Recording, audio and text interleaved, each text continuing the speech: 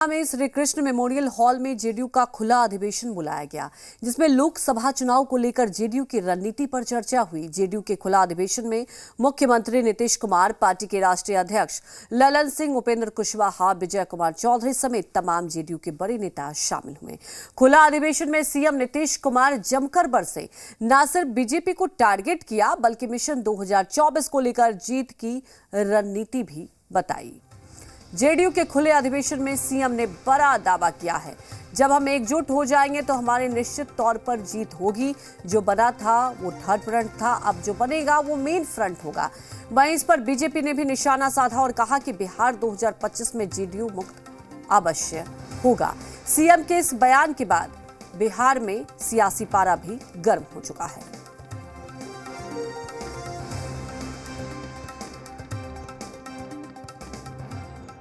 अधिकतर पार्टियों का चूना लगाने वाली कंपनी के आईपीओ में निवेश करके पैसे के नुकसान से आप डर रहे हैं? बेस्ट आईपीओ निवेश करना चाहते हैं?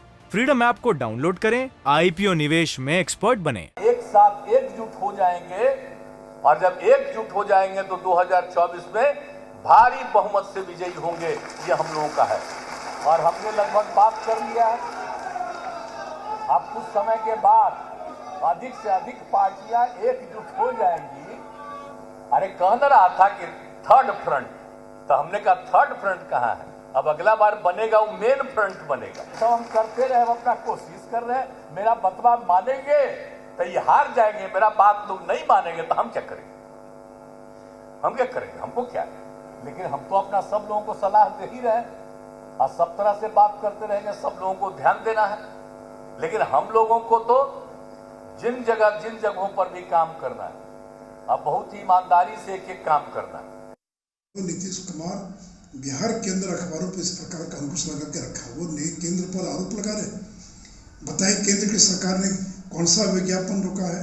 केंद्र की सरकार ने कौन सा समाचार छापने से किसी को रोका है? लोकतंत्र में हर एक व्यक्ति को अधिकार है बातों को कहने का, समाचार को छापने का, लेकिन आपने बिहार के अंदर खास करके जो अखबार है उनको।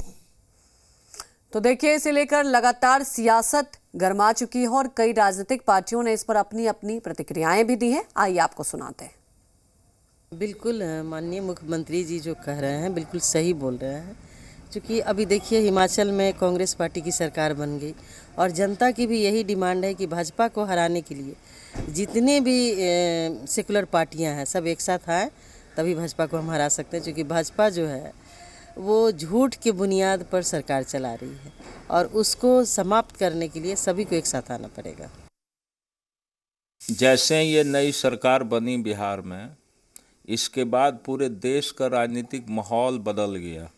सारे देश के लोग जो खास करके पृथकतावादी ताकतों से, सांप्रदायिक ताकतों से और भारतीय जनता पार्टी और आरएसएस के नीतियों से खफा हैं, वो चाहते हैं कि जल्द से जल्द इस देश को मुक्ति मिले और मुक्ति मिलने के लिए सभी दलों को एकजुट होना आवश्यक है। कल उन्होंने कहा, माननीय मुख्यमंत्री जी ने, और ठीक ही कहा कि हमको बीजेपी को हमारा लक्ष्य हराना और इसके लिए तमाम विपक्षियों को जो एकजुट करने में लगे हुए हैं और गंभीरता के साथ प्रयास कर रहे हैं। तो ये जो फ्रंट बनेगा ये मेन फ्रंट होगा और तभी हम भाजपा को परास्त कर सकेंगे। तो इसकी तैयारी तो हो गई है और राज्यों में कई जगह संपर्क भी हो रहा है। आगे भी माननीय मुख्यमंत्री जी का भ्रमण होगा इस दिशा में। तो निश्चित रूप से यहाँ मेन फ्रंट बनेगा और उसी से भाजपा का मुकाबला। जो पार्टी अपने बलबूते पर एक राज्य में सरकार न चला सके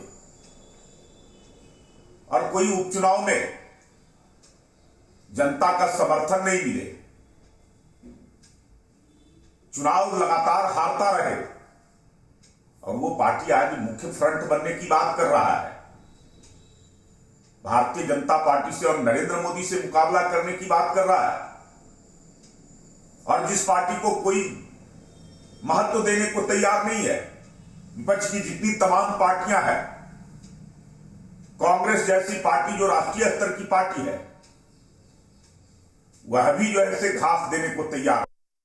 माननीय मुख्यमंत्री नीतीश कुमार जी का ये कहना ठीक है कि अब जो बनेगा वो मेन फ्रंट होगा, लेकिन विषय ये है कि क्या सारे विपक्षी दल एक प्लेटफॉर्म पर आ पाएंगे? ये सारी विपक्षी दल किसी एक चेहरे पर सहमत हो पाएंगे?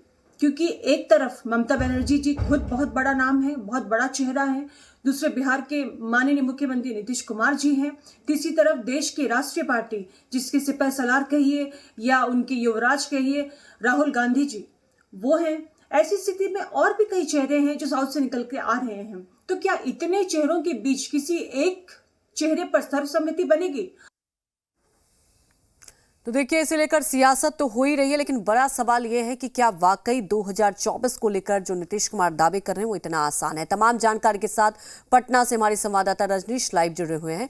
रजनीश, सबसे बड़ी बात देखिए, नीतीश कुमार इस बार ये बार बार कह रहे हैं कि मेन फ्रंट है, एक चुनौती है, इस पर बार बार देखिए चर्चा होती है राजनीतिक गलियारों में कि क्या इतना आसान है सबको साधना, क्योंकि कोशिश कर चुके हैं नीतीश कुमार, आपने देखा दिल्ली भी आए थे, लेकिन कोई खास उसका असर नहीं। और सबसे बड़ी बात है कि क्या 2024 को लेकर जो बड़े दावे किए जा रहे हैं उसे लेकर आपको लगता है कि एक जो ठोस रणनीति बनाई जाएगी वो कारगर होगी?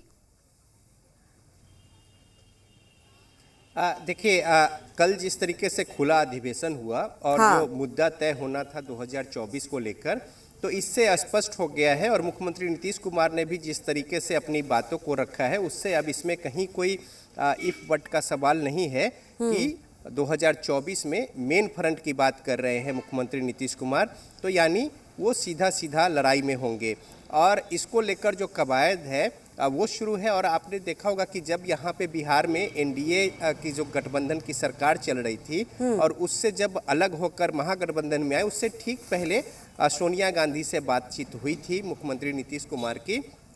काफ़ी कुछ उस समय भी तय हुआ था और जो मेन लोगों को गोलबंद करना, इकट्ठा करना विपक्ष को, ये एक बड़ी जवाबदेही जिम्मेदारी नीतीश कुमार के ऊपर है। और एक कन्वेनर के तौर पे वो इसको देखकर और बीजेपी को चुनौती देंगे। तो अब आरोप प्रत्यारोप जो है वो यहाँ पे शुरू है। हालांकि बीजेपी की ओर से स्पष्ट कहा जा रहा है और निशाना साधा जा रहा है और बिहार से लेकर तमाम जो उनके दल की स्थिति है इसको लेकर वो निशाने साध रहे हैं।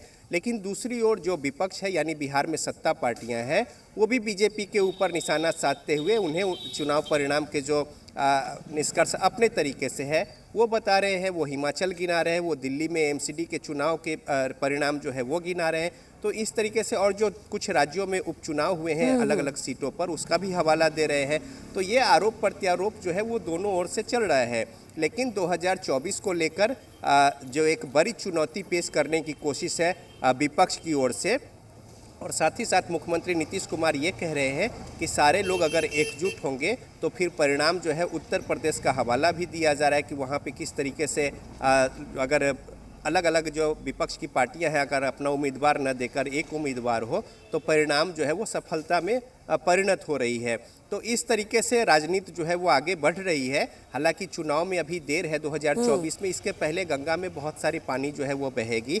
तो अंतिम रूप से क्या कुछ समीकरण होगा, किस तरीके से लोग सामने में आएंगे और किस तरीके का मुकाबला होगा, ये देखने की बात होगी। लेकिन बहरहाल कोशिश जो है, इनिशिएटिव अभी से लिया जा रहा है और उसका ताना बाना जो है वो अभी से बुना जा रहा है कि चुनाव आने तक एक सशक्त विपक्ष जो है बीजेपी के खिलाफ एकजुट हो। और इसी कड़ी में खुला अधिवेशन को लेकर भी मुद्दा क्या होगा, बातें क्या होंगी, किस तरीके से इनिशिएटिव लिया जाएगा। बिल्कुल रजनीश, देखिए मुद्दे क्या होंगे, बातें क्या होंगी, लेकिन रजनीश क्या है ना कि जैसा कि मैंने पहले भी कहा, नीतीश कुमार तो बार बार पहल कर रहे हैं, बार बार वहां से खुले तौर पर चुनौती दे रहे हैं, लेकिन इतना आसान नहीं। एक तरफ आप देख ही रहे हैं भारतीय जनता पार्टी निशाना साध रही है, खासतौर पर कुर्नी उपचुनाव में नतीजे के बाद। तो सवाल ये उठता है कि क्या इतना आसान है जो यहाँ पर गोलबंदी की जा रही है? हालांकि वक्त बताएगा। फिलहाल हमारे साथ जुड़ने के लिए आपका शुक्रिया। तो देखिए, सीधे तौर पर नीतीश कुमार ने यह बड़ा दाव कहा है कि अगर हम एक हो जाएंगे तो मुश्किल हो जाएगा भारतीय जनता पार्टी के लिए। और आपको बता दें कि इस बयान के बाद से बिहार की सियासत तेज हो गई है। चूना लगाने वाली कंपनी के आईपीओ में निवेश करके पैसे के नुकसान से आप डर रहे हैं? बेस्ट आईपीओ निवेश करना चाहते हैं? फ्रीडम ऐप को डाउनलोड करें, आईपीओ निवेश में एक्सपर्ट बने।